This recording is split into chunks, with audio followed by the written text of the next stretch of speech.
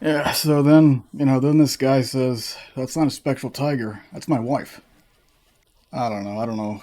I don't know why I'm doing this. All right. Hello to, welcome to whatever this is. Today we're talking about Magic the Gathering Arena because apparently my life has entered its Commander Riker growing a beard to hide his depression phase.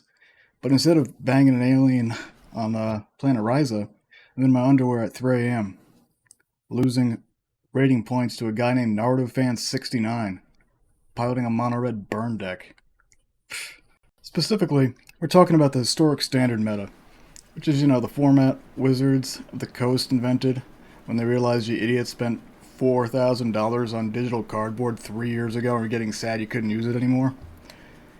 It's a recycling bin of magic. It's where decks go when they're too good for standard, but would get absolutely shoved into a locker in actual historic. It's the Wesley Crusher getting left behind on some random planet with a guy named the Traveler of Formats. It exists. People are happy about it. But it's cold and everything is terrible. So what is the meta right now? It's exactly what you think it is. It's the same three decks you hated playing against in 2022, just faster and more annoying. Let's start with the big one. Rakdos Midrange, or you could see it as the Borg Collective.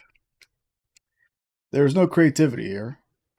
You will be assimilated. You're playing black and red spells that just grind value until your opponent, loses his will to live. His will to live evaporates. I've already been there. The centerpiece, obviously, is Sheoldred, the Apocalypse. God, I hate this card. Sheoldred is basically lore. Data's evil brother. Just shows up, nobody wants her there, she ruins the diplomatic function you're hosting, and you're suddenly losing 2 life every time you try to draw a card to find an answer to her. Playing against turn 4 Sheoldred feels like being Picard in that episode where he gets tortured by the Cardassians. There are 4 lights. Nah, Jean-Luc Picard, there are 0 lights because you just drew 3 lands in a row, and you're dying to passive triggers. And they always have it. They always have it. They have the Fable, the Mirror Breaker on turn 3 into Sheoldred on 4. Fable the Mirror Breaker is the discovery of MTG. It does too many things, it doesn't earn any of the things it does, and it insists on being the main character of every single game. It makes a goblin that makes treasure. Why? Because shut up, buy gems. And then it filters your hand. Then it flips into a Kiki Jiki knockoff. It's exhausted. It's an exhausted design. Oh.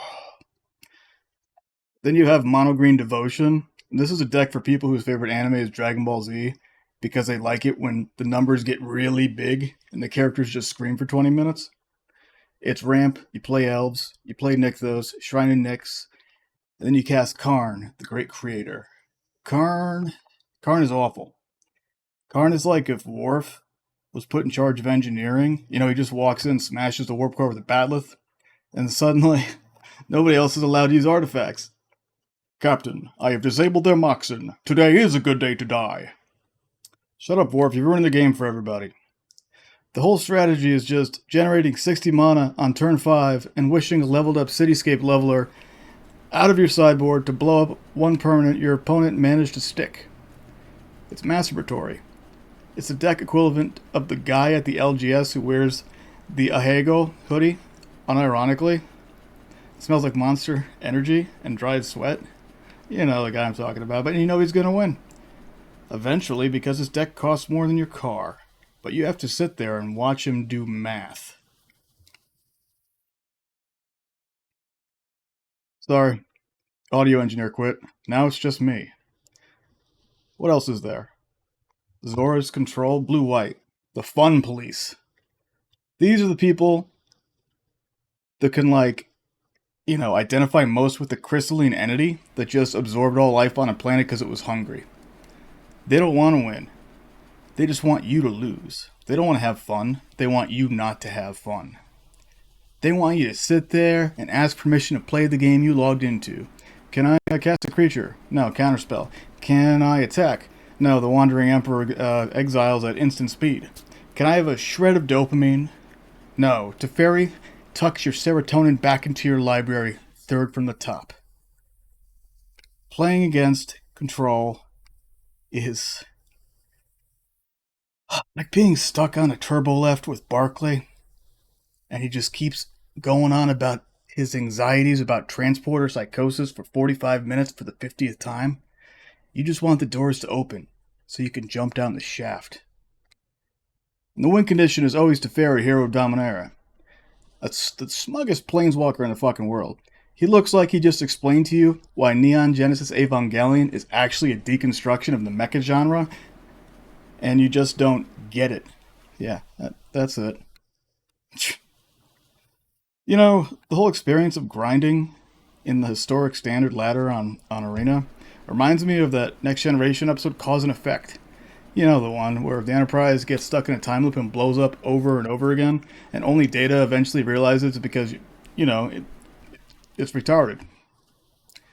That's what Arena is. You queue up, you see a turn 1 Thoughtseize, your ship explodes. You queue again. You see a turn 1 Llanowar Elf, your ship explodes. You're trapped in a loop of misery, tormented by the ghosts of Meta's past. You're a Geordi LaForge with a visor malfunction, seeing things you shouldn't be seeing. Like a Grease Fang combo going off on a turn 3 in Standard. Doesn't make any sense. The timeline is corrupted. Q has snapped his fingers and decided that for our trial as a species, we have to play against mono-white humans for eternity. Life gain, life gain, life gain. And the client itself, God, have you looked at the Arena client lately? It looks like a mobile game ad when you're trying to play Angry Birds. It's got more flashing lights and predatory pop-ups than a Ferengi casino in Deep Space Nine. Oh, more Latmium coins. Buy the new bottle and pass. Get a pet rock and fart sparkles when you lose. Why do I care? Why am I doing this? I'm a late 30-something-year-old, almost late, talking about, what used to be probably a children's card game. We're not sure what they were really thinking, right? I could be reading a book. I could be learning carpentry. I could be building a chair. I could be doing whatever whittling is. A real physical object in my hands, but instead I'm debating whether I should craft 4 mythic wildcards for a digital dragon that's going to rotate out of relevance in 3 months, or not be used in historic because the card just doesn't fit. Pathetic. It's deeply, deeply pathetic. Anyway, that's the meta. Play Rakdos if you have no soul. Play green if you can't read. Play blue-white if you hate yourself and everyone around you. I'm gonna go because, as you can see, I'm Diamond Tier 4. My deck, is not one that you are gonna find untapped. Its percentage is equal to anything in historic standard best one win rates, but I made it myself. And what really counts is it used to just be my standard deck during a block that got me to Mythic, right? And I'm on my way back. So as Picard would say, let's make it show and engage.